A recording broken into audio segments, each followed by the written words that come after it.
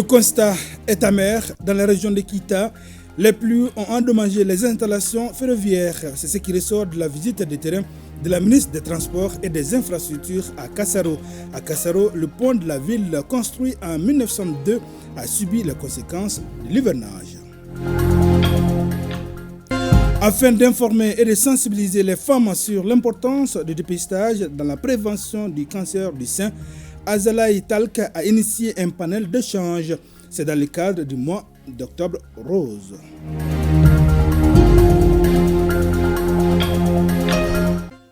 Plaisir de vous retrouver, mesdames, messieurs, bonjour et bienvenue aux informations. Visite de terrain de la ministre des Transports et des Infrastructures à Kassaro, dans la région de Kita. Sur place, un triste constat, les pluies ont endommagé les installations ferroviaires. Le pont de la ville, construit en 1902, a également subi les conséquences de l'hivernage. Le point, c'est avec Mamadi Alou Bari. Au pas de charge, le ministre des Transports et des Infrastructures et sa délégation ont visité les installations de la Société du patrimoine ferroviaire du Mali, Sopafer Mali SA. À Kassaro, la voie ferrée est dans un état de dégradation avancée et ajouté à ces problèmes les conséquences de la pluie diluvienne. À la gare ferroviaire de Kassaro, le ministre en charge des Transports a constaté que la forte pluie du 30 septembre a endommagé plus de 214 mètres de rails. On avait programmé les redémarrages du trafic en mi-septembre 2024. Mais comme vous le constatez, notre pays a été frappé par une pluie diluvienne et cette pluie a engendré des inondations. Ces inondations ont frappé de plein fouet les installations ferroviaires. Donc on vient de visiter tout de suite au niveau de la gare de Kassaro, sur à peu près plus de 100 mètres. On a les balastres qui sont partis et les traverses plus les lignes sont suspendues. Et nous sommes au niveau du pont de Kassaro, où les dégâts sont énormes. Le pont de Kassaro a également subi les conséquences de l'hivernage. Construit en 1902, le pont a presque lâché. Cette visite du ministre des Transports et des Infrastructures est un signe d'espoir pour les riverains des rails. Si vous voyez une partie du pont même qui s'est affaissée, l'établier est descendu à plus d'1,50 m. Le mur en retour est parti. Et vous constatez les dégâts. Comme la mission d'aujourd'hui, c'était de venir constater de vive voix, après une mission technique conduite par la SOPAFER, voir ce qui doit être fait. Donc nous avons constaté les dégâts sont énormes, mais les dégâts ne sont pas au-delà de nos capacités.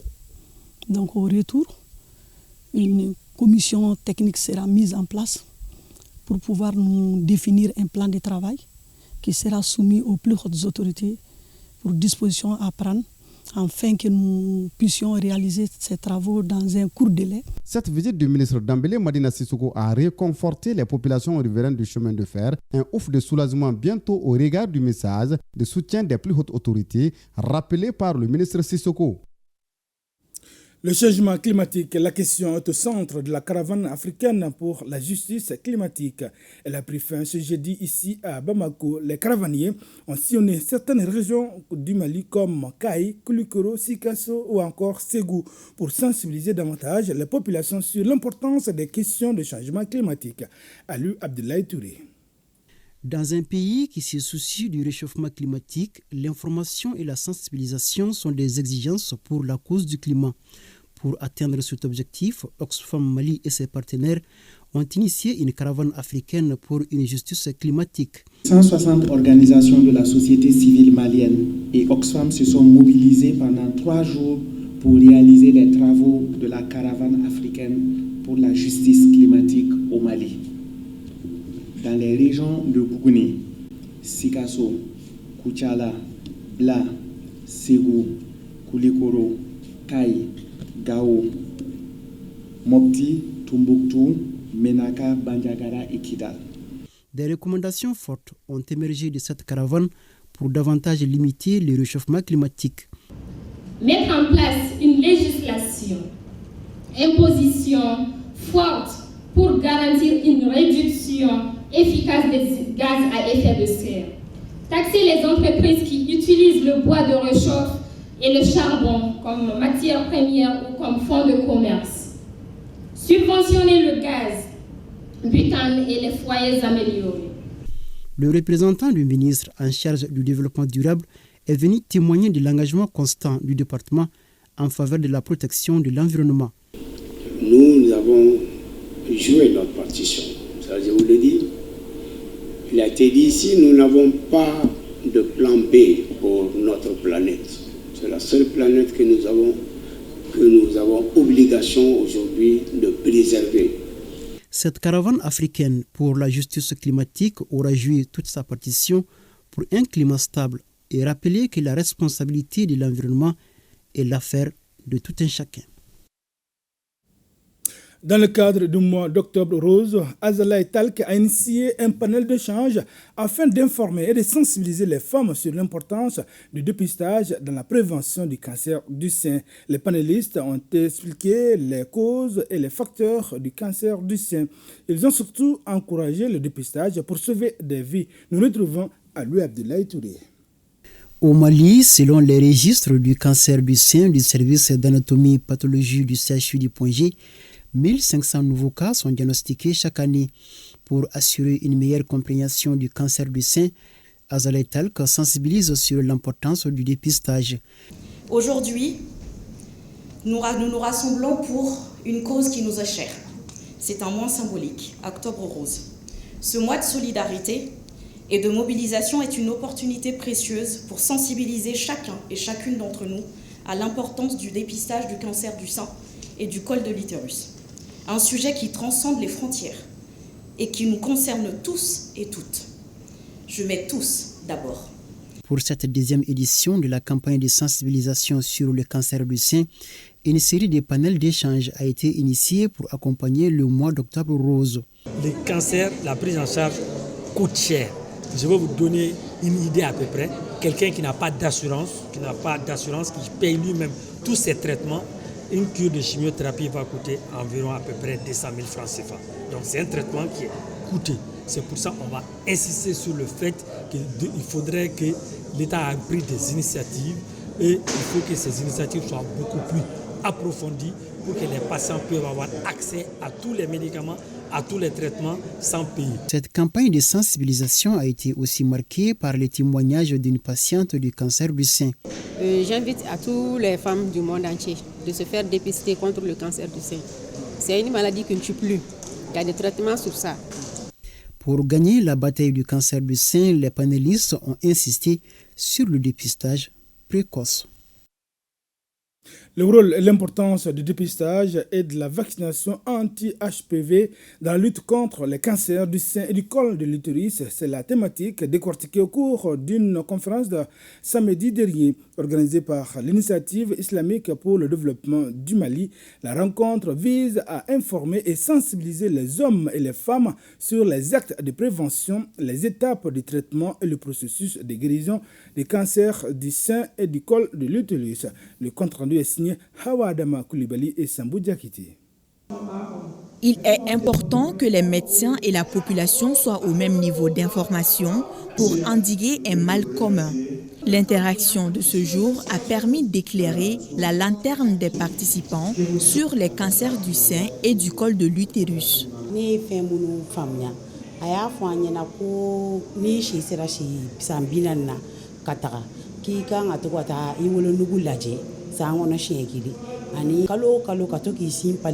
Kanseri kɔlɔlɔ fɛn dɔw de bɛ kɛ sababu ye tuma dɔ la a bɛ se ka mɔgɔ sɔrɔ o dɔ ye jumɛn o dɔ ye sigɛrɛti ye maa min bɛ yen nɔ n'a bɛ sigɛrɛti min o a b'a min maa min fɛnɛ kɛrɛfɛ olu bɛɛ lajɛlen bɛ se k'u ta sɔrɔ a la. Qu'il soit porteur ou famille de malades, l'homme a une place importante dans la lutte contre les cancers dits féminins. Pour les cancers du sein, 1% concerne les hommes. Et pour les cancers du col, ce n'est que les femmes, mais tout ce qui touche les femmes, les hommes sont aussi concernés. Souvent, on a des femmes qui sont diagnostiquées parce que les maris ont vu des boules dans le sein de leur épouse. Les hommes peuvent être les premiers alertés de ces maladies. Raison pour laquelle aucune initiative n'est de trop. La santé est une condition sine qua non pour amorcer le développement. C'est pour cette raison que l'IDM est jugé nécessaire de contribuer au mois rose en organisant une conférence suivie de séances de dépistage et de mammographie. Chaque année, des milliers de cas sont diagnostiqués tardivement à travers le Mali. Des cas dont les soins sont assez limités. Un facteur qui réduit considérablement la chance de guérison des patients. Écho de nos régions à présent, El Hadj Hamé Niang, 95 ans, et Fatou Kamara, 118 ans, sont les personnes les plus âgées des CAI. Dans le cadre du mois de la solidarité et de lutte contre l'exclusion, elles ont reçu la visite du gouverneur de la région des CAI accompagné d'une forte délégation. Compte rendu signé Brema Dao. C'est le nonagénaire El Hadj Hamé Niang, ancien président de la Chambre de commerce et d'industrie de Caille, qui fut la première personne âgée à recevoir le chef de l'exécutif régional et sa délégation en son domicile à Caille, Légal Ségou. Sur place, le général de brigade Moussa Soumaré, en présence de sa délégation, a d'abord transmis les salutations des plus hautes autorités du pays avant de lui remettre quelques présents composés de moustiquaires, de couvre-lits, de vivres et d'une enveloppe symbolique. El Hadj Hamé Niang n'a pas manqué d'exprimer toute sa satisfaction pour ces gestes. Je reconnais tout le respect que les autorités portent à mon égard. Je félicite les autorités pour leur nouvelle promotion qu'elles méritent. Il le mérite.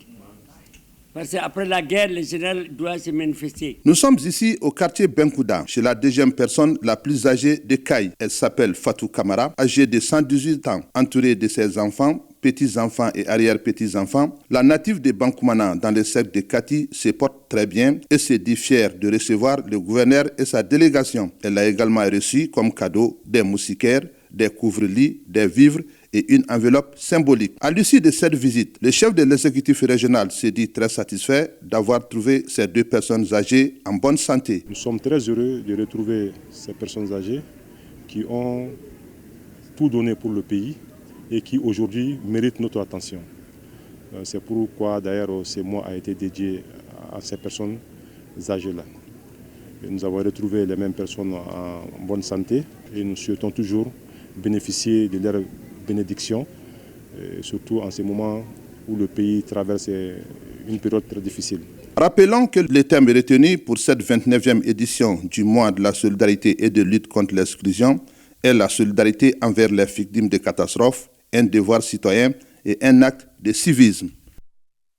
Les organisations de la société civile et les mouvements sociaux de Koulikoro sous le leadership de la CAD Mali, coalition des alternatives africaines d'aide et développement, ont lancé mercredi les activités de la campagne africaine pour la justice climatique au Mali, édition 2024. La campagne permet d'élargir et de renforcer le mouvement social pour la justice climatique au Mali. Les détails, c'est avec Ousmane Koïta. Ils sont membres de la coalition des alternatives africaines d'aide et développement à des Mali, des organisations de la société civile et des mouvements sociaux engagés dans le combat de la problématique du changement climatique au Mali qui prennent part à la présente campagne africaine pour la justice climatique, édition 2024 à 10e région. Une campagne dénommée Caravane Tambour 2024. C'est de mobiliser l'ensemble des forces vives du Mali et plus particulièrement en ce qui nous concerne, les forces vives de la région de Koulikoro, à apporter nos doléances aux plus grands pollueurs du monde qui réparent les dégâts qu'ils causent à l'environnement. Un exposé sur la problématique climatique et les effets du changement climatique au Mali a été brillamment animé par les éminents cadres impliqués dans la lutte contre les effets du changement climatique dans la région de Koulikoro. Les participants ont posé des questions de compréhension pour mieux appréhender les enjeux du changement climatique au Mali et singulièrement au niveau de la région de Koulikoro. Aujourd'hui, contrairement à nos attentes des années précédentes, on a pensé que nous n'allons pas vivre des cas que nous sommes en train de vivre aujourd'hui. Après les sécheresses de l'année dernière précisément, où aucune récolte n'a donné en tout cas au Mali, alors cette année, le contraire s'est produit. Il y a eu beaucoup de pluies, mais qui sont aussi dévastatrices à tout le monde. Vraiment de s'investir pour que la nature puisse vraiment être bien gérée et que les agressions multiples et multiformes cessent pour que nous puissions vivre un environnement sain. La caravane initiée lors de cette journée s'est achevée au gouvernorat de Kouloukourou où les organisateurs ont remis une déclaration conjointe des caravanes africaines pour le changement climatique aux autorités régionales de Koulikoro. La visite de quelques expériences de lutte contre le changement climatique a mis fin aux activités du lancement de la campagne africaine pour la justice climatique au Mali. Retour à Bamako, les déplacés du centre mobilier de Sogoniko en commune 6 du district de Bamako ont reçu les dons. Ces dons sont composés d'habits pour les enfants et de pagnes pour les femmes. L'initiative est du parti CODEM. Ces dons entrent dans le cadre des activités du mois de la solidarité et de la lutte contre l'exclusion. Reportage signé Kassim Diakit et Kassim Diallo et Mohamed Sidibi. Le mois d'octobre est un moment privilégié pour des actions de générosité. Ainsi, le parti CODEM a choisi le site des déplacés du centre Mambilé en commune 6 pour y remettre des vêtements aux enfants et aux femmes. Selon les donateurs, c'est un devoir citoyen d'accompagner cette couche vulnérable impactée par la crise sécuritaire. C'est dans le cadre bien sûr du mois de la solidarité et la lutte contre l'exclusion que le parti de la convergence pour le développement du Mali, à travers bien sûr sa jeunesse, est venu ici pour témoigner notre solidarité. Donc nous plaçons le don des vêtements bien sûr de près de 500 pièces, voire plus de 1000 pièces, plus de 500 complets, au nom de notre parti, au nom bien sûr du président Hussein Amio Guindo, président du parti, mais également aussi un donateur, un grand donateur qui nous a instruit, qui nous a vraiment conseillé de venir voir bien sûr nos déplacés internes ici pour voir magnifier notre solidarité. Les bénéficiaires témoignent de leur satisfaction et remercient les responsables du parti CODEM. Ces gestes humanitaires du parti CODEM s'inscrivent dans le cadre des activités du mois de la solidarité. Kassim Diallo, à l'occasion de son 20e anniversaire, l'Institut Hachitec a célébré samedi la réussite de ses étudiants et le parcours de ses enseignants en organisant une cérémonie de graduation. L'événement a permis de mettre en honneur les meilleurs étudiants et de récompenser l'engagement des professeurs tout en présentant des initiatives de soutien aux familles des forces armées maliennes. Fama, reportage signé Agibou Koulibaly. L'Institut Hachitec a marqué ses 20 ans d'existence en combinant ce samedi sa cérémonie de graduation avec la célébration de cet anniversaire symbolique. 20 ans pour une entreprise, ce n'est pas 20 jours. C'est 20 ans au service de la formation, 20 ans au service de la qualité. Et je dirais si Hachitec devrait être un gros arbre dans la savane, Hachitec serait cet arbre auprès duquel nous avons appris à nous reposer pour apprendre le temple du savoir. Le parrain de la cérémonie a encouragé les étudiants à poursuivre leurs efforts tout en soulignant l'importance de l'éducation dans le développement personnel et professionnel.